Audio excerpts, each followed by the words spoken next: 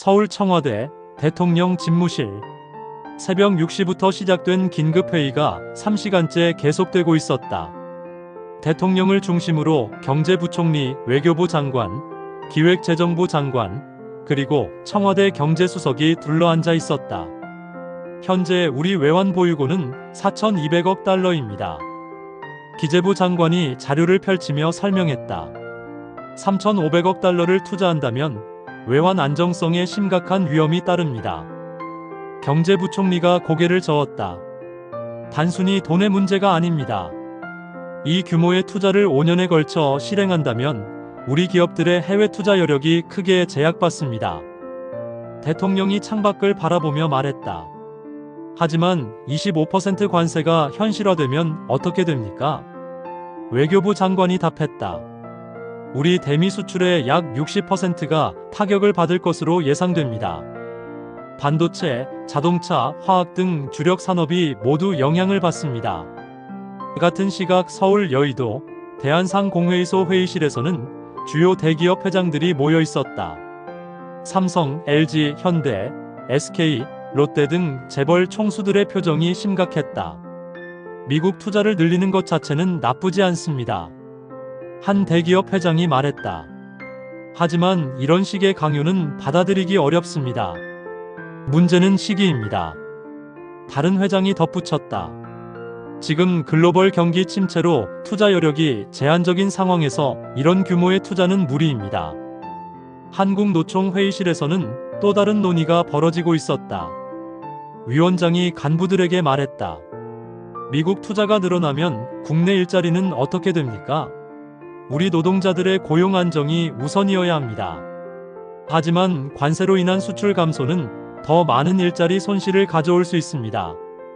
정책실장이 반박했다. 한편 도쿄에서는 전혀 다른 분위기였다. 총리관저 대회의실에서 열린 긴급 내각회의에서 총리가 단호하게 말했다. 우리는 실리를 추구해야 합니다.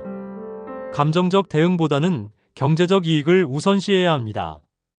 재무대신이 자료를 제시했다. 3,500억 달러 투자는 부담스럽지만 우리 기업들의 미국 진출을 가속화하는 기회로 활용할 수 있습니다. 경제산업대신이 동의했다. 특히 한국보다 먼저 합의한다면 미국 시장에서 우위를 점할 수 있습니다. 외무대신만이 우려를 표했다. 하지만 국내 여론이 문제입니다. 굴복 외교라는 비판을 받을 수 있습니다.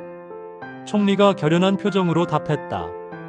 여론은 결과로 설득하겠습니다. 경제가 살아나면 국민들도 이해할 것입니다. 도쿄 경달련 일본 경제단체 연합회 본부에서는 재계 수장들이 모여 있었다. 회장이 말했다. 이번 기회에 우리 기업들의 미국 진출을 대폭 확대해야 합니다. 특히 첨단 기술 분야에서 한국을 앞서갈 수 있습니다. 자동차, 전자, 화학 분야에서 미국 내 생산 기지를 확충하면 장기적으로 경쟁력을 높일 수 있습니다. 부회장이 덧붙였다. 미국 워싱턴 DC 국무부 회의실에서는 동아시아 담당 관리들이 모여 있었다. 차관보가 브리핑했다. 일본이 더 적극적으로 반응하고 있습니다. 한국은 신중한 접근을 보이고 있어 협상이 장기화될 가능성이 높습니다. 국무장관이 질문했다. 우리의 목표는 무엇입니까? 단순히 투자 유치인가요? 그것만이 아닙니다. 국가안보회의 대표가 답했다. 중국 견제와 동시에 동맹국들과의 경제적 결속을 강화하는 것입니다. 두 나라를 경쟁시켜 더 유리한 조건을 얻을 수 있습니다. 펜타곤에서는 다른 관점의 논의가 진행되고 있었다. 국방차관이 우려를 표했다. 경제적 압박이 과도하면 동맹 관계에 균열이 생길 수 있습니다. 특히 한국의 경우 안보 협력에 영향을 줄 수 있습니다. 하지만 경제적 종속성을 높이면 장기적으로 더 안정적인 동맹 관계를 구축할 수 있습니다. 정책 담당자가 반박했다.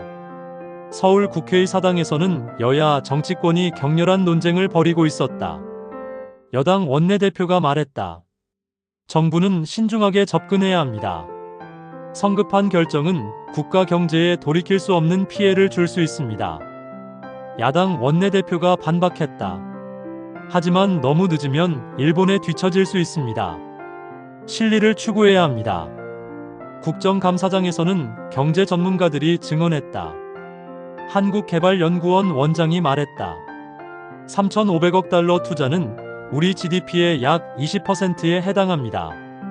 이를 5년에 걸쳐 실행한다면 연간 4% 이상의 GDP 성장률이 필요합니다.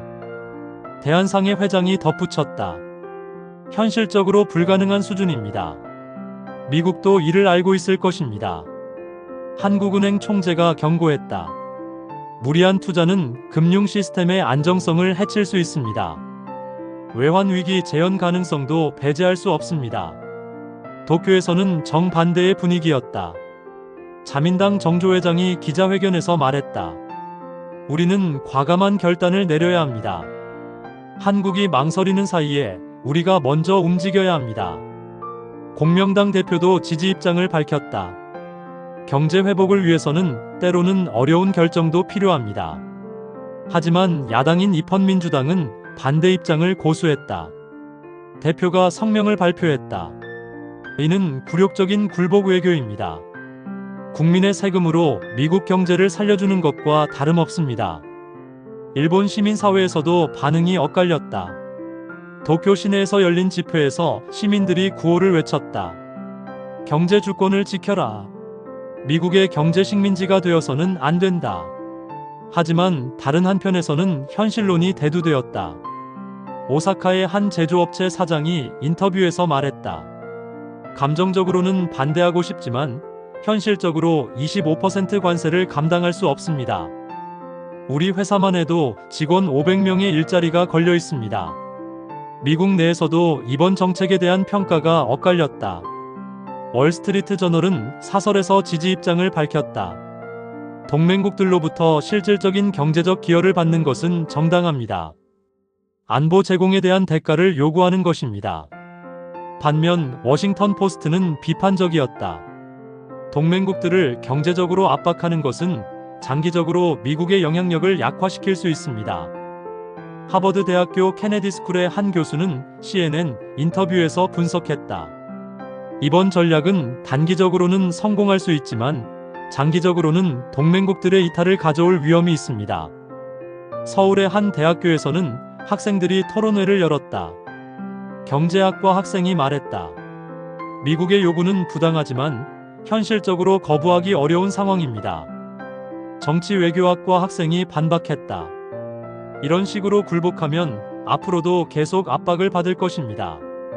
국제관계학과 교수가 조언했다.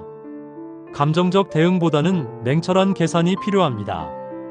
우리의 국익을 최대화하는 방향으로 접근해야 합니다. 이날 저녁 청와대에서는 마지막 회의가 열렸다. 대통령이 참모들에게 말했다. 일본이 성급하게 움직이고 있습니다. 하지만 우리는 신중해야 합니다.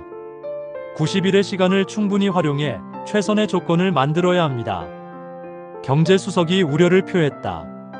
하지만 너무 늦으면 일본에 뒤처질 수 있습니다. 그렇다면 일본이 먼저 실수하게 두는 것도 전략입니다. 대통령이 의미심장하게 말했다. 도쿄 총리 관저에서는 정반대의 결론이 내려지고 있었다. 총리가 강요들에게 지시했다. 내일부터 본격적인 협상에 들어갑니다. 한국보다 먼저 타결하는 것이 우리의 목표입니다. 이렇게 한국과 일본은 전혀 다른 전략으로 미국과의 협상에 임하기 시작했다. 한국은 신중함을, 일본은 속도를 선택했다. 이 차이가 앞으로 어떤 결과를 가져올지는 아무도 예측할 수 없었다.